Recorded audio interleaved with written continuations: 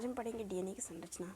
और डीएनए की संरचना जैसे बहुत ईजी वे में, तो हम बहुत शॉर्ट्स में पढ़ेंगे, लेकिन हाँ इतना तो पढ़ेंगे कि नंबर भी आ जाए और समझ में भी आ जाए।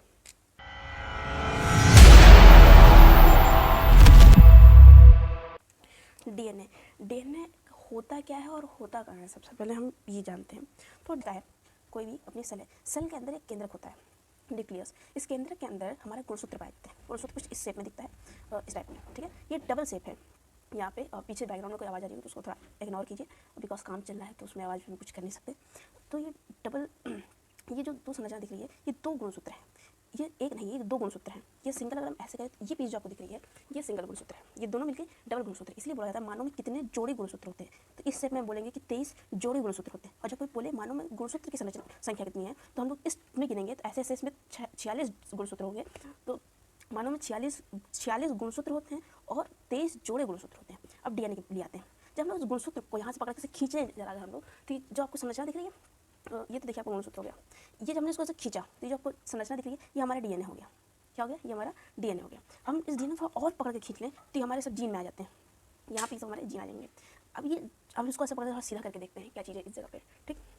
तो ये हम लोग का डीएनए है। ये देखिए जो धागे जैसी दो संरचना दिख रही है, दो धागे हमारे जैसा रखी दिख रही है, ये हमारा न्यूक्लियोटाइड है। ये देखिए जो धागे ऐसे जा रहा है जैसे ये हमारा न्यूक्लियोटाइड है। ध्यान से सुनिएगा, एक न्यूक्लियोटाइड होता है, एक न्यूक्लियोसाइड होता है। तो इस समय हम न्यूक्लियोटाइड की बात करें। ये धागे जैसी संरचना हमारा न्यूक्लियोटाइड है।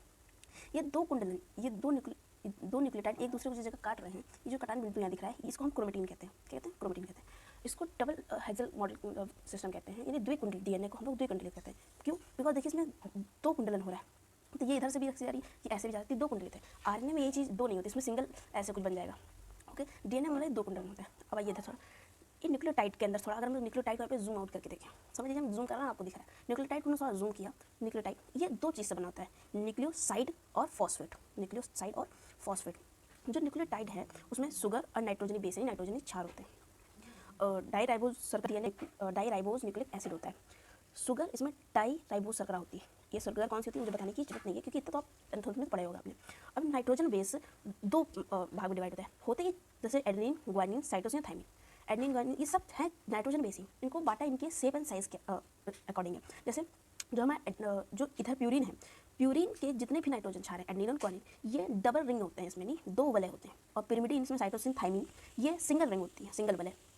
इसमें थाइमिन के जगह जब यूरेसिल लग जाता है तो ये आरएनए हो जाता है। आरएनए में थाइमिन नहीं होता है, उस जगह यूरेसिल होता है। तो आरएनए का टॉपिक हो जब फिर कभी आरएनए का लेंगे तो उसमें कवर करेंगे। अब हम डीएनए पे हैं, तो डीएनए में एडेनिन, ग्वानिन, साइटोसिन और थाइमिन होता है। अब प्यूरिन की जो हम लोग का स्ट्रक्चर होता है कुछ इस टाइप से होता है। 1 मिनट,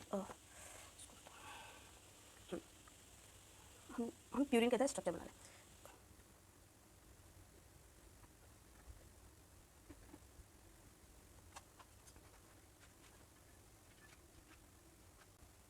ये देखिए, ये प्यूरिन देखिए इसमें दो रिंग आपको दिख रही है, डबल रिंग है। इसलिए प्यूरिन जो होता है डबल रिंग मॉडल होता है, दो वाले होते हैं इसमें। पिरामिड में हमने बोला कि सिंगल वाले होती है, सिंगल रिंग होती है। ये जो स्ट्रक्चर है ये मैंने एडेनिन का बनाया, ये एडेनिन है, ये एडेनिन का है और ये साइटोसिन का है। मैंने हम चारों के स्ट्रक्चर नहीं बनाएंगे, बस आपको समझाने के लिए बताया कि प्यूरिन में डबल रिंग होती है और पिरामिड में सिंगल रिंग होती है। रिंग ऐसी बनेगी, ठीक है।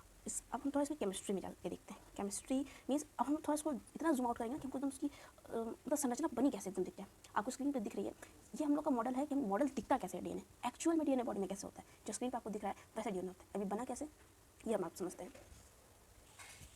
जैसे हमने अभी आपको बता दिया कि हमने अभी आपको प्यूरिन, पिरिमिडिन का स्ट्रक्चर नहीं नाइट्रोजन बेस का स्ट्रक्चर बता दिया। डीएनए में 3 चीज़ होती है, शुगर, नाइट्रोजन बेस और फॉस्फेट ग्रुप, ठीक। हम लोगों ने नाइट्रोजन बेस का स्ट्रक्चर देख लिया, पीछे भी हमने देखा था एडेनिन और साइटोसिन। अब थोड़ा सा फॉस्फेट का स्ट्रक्चर देख लीजिए, ज़्यादा नहीं। फॉस्फेट हम पीछे लिख दे रहे हैं। इसका स्ट्रक्चर कुछ इस टाइप से होता है। ये OH, इधर अपना ऑक्सीजन आ जाता है भैया, HOH, और यहाँ ये हमारा फॉस्फेट का स्ट्रक्चर। कई बुक में और भी तरह के स्ट्रक्चर देखने को मिल जाते हैं फॉस्फेट, फाइन, ठीक है दोनों, ज़्यादा डिफरेंस नहीं दोनों में। एक्चुअली डिफरेंस नहीं, बस वो सेट करने की जगह इधर हम चेंज कर देते हैं। तो ये फॉस्फेट मिनरल स्ट्रक्चर कैसे बनाया। अब जो जैसा आपने स्क्रीन पर देखा कि डीएनए कुछ उस टाइप से सेट होता है, हम उस डीएनए को यहाँ पर ड्रॉ कर रहे हैं। सबसे पहले होता क्या है, हम लोग को शर्करा हम बनाएंगे, आपको राइबोज शर्करा हमने पढ़ा, शुगर शर्करा, नाइट्रोजन बेस और फॉस्फेट से बना। शर्करा जो अपनी होती है पेंटोज शर्करा होती है। पेंटोज शर्करा कैसी होती है, क्यों होती है, ये आप पढ़ चुके होंगे, आपको पता होगा। हम सिर्फ इतना बता कि पेंटोज शर्करा होती है। वो शर्करा पेंटोज मतलब 5 कार्बन युक्त शर्करा, ठीक, इतना मतलब बस। तो कुछ इस टाइप से, ठीक। यहाँ अच्छा हम नाइट्रोजन बेस के लिए NB लिख दे, आप समझ जाएंगे। नाइट्रोजन ये बेस के लिए, तो हम मैं जहाँ भी एन लिखूंगी वहाँ नाइट्रोजन बेस की बात हो रही है। देखिए अपना ऑक्सीजन यहाँ पे जुड़ा है और ये सब जगह अपना कार्बन तो एटलीस्ट ऐड ही है। ओके, यहाँ पे अपना जुड़ा होता है नाइट्रोजन बेस एन बी, ठीक है, तो अपना नाइट्रोजन बेस है। अब अगर हम उसकी नंबरिंग करें, यहाँ देखिए यहाँ फॉस्फेट होता है, अब अगर हम इसकी नंबरिंग करें तो कुछ ऐसी नंबरिंग आएगी, 1 कार्बन की नंबरिंग का 1 2 इधर 3, ये अंदर की ओर एक 4 और एक कार्बन बाहर की ओर है, इस जगह 5, क्योंकि यहाँ पे एक ऑक्सीजन आ गया। अगर यहाँ पे हमारा कार्बन होता तो इसी रिंग में पेंटोज शर्करा पूरी होती, बट यहाँ एक ऑक्सीजन होता है, तो दूसरा जो 5th कार्बन है हम लोग इस जगह लगाते हैं। इस जगह 5th कार्बन से फास्फेट ग्रुप जुड़ा रहता है, कुछ इस तरह से बॉन्ड से फास्फेट ग्रुप जुड़ा रहता है। अब यही चीज़ हम नीचे बनाएंगे, इधर सेम यही चीज़, पूरी रिंग बनानी, डीएनए बनाना है तो एक ही चीज़ बनेगी। जो वाइस है उसको आप अवॉइड करें प्लीज़। नाइट्रोजन बेस हमने लिखा था, हमने नाइट्रोजन बेस में क्या पढ़ा है, एडेनिन, गुआनिन, थाइमिन, साइटोसिन पढ़ा है। अब लोग हम यहाँ पे नाइट्रोजन बेस हम कौन सा जोड़ रहे हैं, हम यहाँ पे आप यहाँ गुआनिन नाइट्रोजन बेस, इस पेंटोज सर्कुलर में गुआनिन नाइट्रोजन बेस ऐड है। यहाँ अपना फॉस्फेट समूह है और ये 3 है यहाँ पे। ऐसे ही यहाँ पे एक और पेंटोज सर्कुलर होगी अपनी इस टाइप से। यहाँ पे हम वाला एडेनिन अपना नाइट्रोजन बेस जुड़ा है एडेनिन।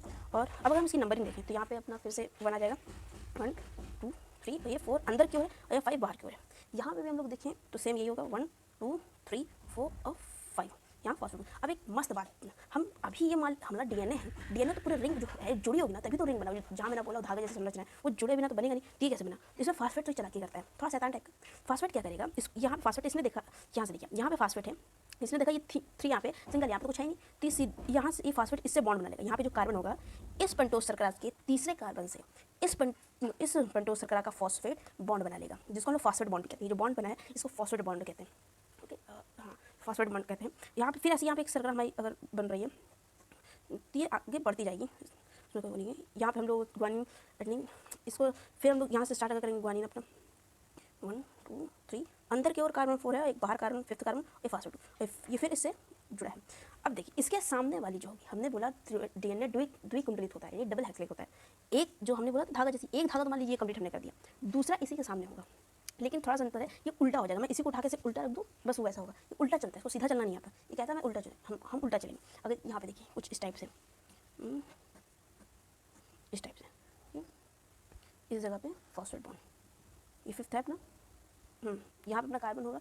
हम लोग काउंटिंग यहीं से स्टार्ट करेंगे, तो 1 ये 2 ये 3 अंदर की ओर, यहाँ 4 और ये वाला कार्बन जो है 5th होगा। यहाँ फॉस्फेट ग्रुप जुड़ा है। हम यहाँ पे इस वाली चेन में देखिए, इधर नाइट्रोजन बेस एडेनिन था, या इस साइड नाइट्रोजन बेस हमारा थाइमिन आ जाएगा।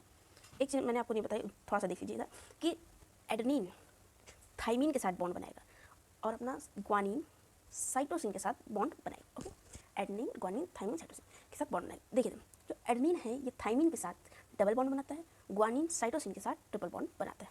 इतना क्लियर है, तो छोटी सी बात तो क्लियर हो गई, आपको समझदार लोग हैं। अब इसमें अब इस पर फिर से आते हैं। देखिए इधर हमारा एडेनिन था, इस पेंटोज शर्करा में इस चेन पे हमारा इस जगह एडेनिन है, तो इसके सामने अभी क्या आएगा, एडेनिन सामने थाइमिन आता है, तो इस पेंटोज शर्करा पे हम थाइमिन ऐड करेंगे। इस यहाँ पे पेंटोज शर्करा पे नाइट्रोजन बेस कौन सा है, थाइमिन नाइट्रोजन बेस है। वैसे फिर इसका उल्टा यहाँ पे बनेगा इस टाइप से, ये उल्टी हो पड़ेगा इसलिए उलट जाता है, इसको समझ नहीं आता है सीधा चलना, तो ये उल्टा ही हो गया रहता है। ये 5th यहाँ पे फॉस्फेट ग्रुप, 5th पे ये 4th अपना 1 2 3 4 5th, ठीक, और ये फॉस्फेट ग्रुप। ग्वानिन के सामने साइटोसिन आता है, तो इधर अपना साइटोसिन ऐड होगा। अब ये बॉन्ड बना देंगे आपस में, एडेनिन थाइमिन के बाद बीच में डबल बॉन्ड होता है, ग्वानिन साइटोसिन के बीच में ट्रिपल बॉन्ड। ये सीधा बॉन्ड होता है, मेरा टेढ़ा हो गया थोड़ी लिखने में गड़बड़ी, वो आप एडजस्ट कर लेंगे, तो बताएं। तो इसमें बस समझना इतना था कि पेंटोज शर्करा डीएनए 5 पेंटोज शर्करा होती है, उसमें पेंटोज शर्करा होती है डीएनए में। पेंटोज शर्करा की संरचना है, इसमें एक फॉस्फेट बॉन्ड होता है, तभी तो न्यूक्लियोटाइड बनेगा। क्योंकि अगर हमने जैसे इधर हमने पढ़ा था कि न्यूक्लियोटाइड 2 चीज़ों से मिलकर बना है ना, एक न्यूक्लियोसाइड और एक फॉस्फेट। अगर न्यूक्लियोसाइड के शुगर और नाइट्रोजन बेस है सिर्फ, तो अपना न्यूक्लियोसाइड हुआ ना। हमें क्या चाहिए, हम ये रस्सी के बारे में पढ़ना है, रस्सी कैसे बनी, इस रस्सी को जूम आउट किया हमने, तो न्यूक्लियोटाइड को जूम आउट करना। इसमें तो 2 चीज़ होगी, एक न्यूक्लियोसाइड और एक phosphate, sugar nitrogen base. Sugar ये अपनी तो शुगर होगा, अगर पेंटोज शर्करा को ना ऐड करें तो देखिए पेंटोज शर्करा भी तो आप हटा दीजिए, ठीक है, ऐसे फिर पेंटोज शर्करा है और इसके साथ ये एक नाइट्रोजन बेस है, तो न्यूक्लियोसाइड हुआ, अभी न्यूक्लियोटाइड नहीं हुआ। जो अपना रस्सी टाइप की संरचना है उस धागे में तो अपना न्यूक्लियोटाइड है ना, उसको पढ़ने के लिए हमें फॉस्फेट चाहिए, हम यहाँ फॉस्फेट ऐड करेंगे। अब ये न्यूक्लियोटाइड होगी, ये एक चैन, एक न्यूक्लियोटाइड की श्रृंखला है। अब इसमें एक चीज़ और बस लास्ट देखनी है कि अपना जो डीएनए है, डीएनए की श्रृंखला में 3 से 5 की ओर हम लोगों ने देखा, ये देखिए 3 से 5 की ओर हम लोग चैन चल रही है। इसमें हम लोग देखेंगे 5 से 3 की ओर चैन चल रही है, यानी जस्ट इसका उल्टा होता है। ये दोनों श्रृंखलाएं एक दूसरे पे समान होती है। देखिए श्रृंखला जितनी बड़ी होगी उतनी बड़ी ये भी होगी, तो मैंने इसको आपको समझाने के लिए बनाया है कि आगे बढ़ती जाएगी, ये भी बढ़ती जाएगी। तो समझाने का मतलब ये है कि जितनी लंबी श्रृंखला होगी उतनी ही लंबी श्रृंखला होगी। एक दूसरे के समानांतर होगी। बस अंतर क्या होगा कि ये वाली श्रृंखला इस श्रृंखला का जस्ट उल्टा उल्टा लगी होगी। जैसे सीधा चलेगा तो ये उल्टा चलेगा, इसलिए इनको हम प्रति समांतर श्रृंखला कहते हैं। और यहाँ आपको दिख रहा है प्रति, देखिए आप, प्रति समानांतर श्रृंखला, श्रृंखला क्यों ये तो आप समझ ही होंगे, क्योंकि ये इधर से इधर चल रही है और ये इधर से इधर, उल्टा, इसका जस्ट उल्टा ही चल रही है ये वाली, ये प्रति समांतर श्रृंखला थी। तो आई होप आपको कम टाइम में आपने डीएनए की स्ट्रक्चर अच्छे से आपने पाया होगा। और अगर आपको वीडियो पसंद आई हो तो लाइक कर दो, और जिसको जरूरत हो सिर्फ उसको ही वीडियो भेजना।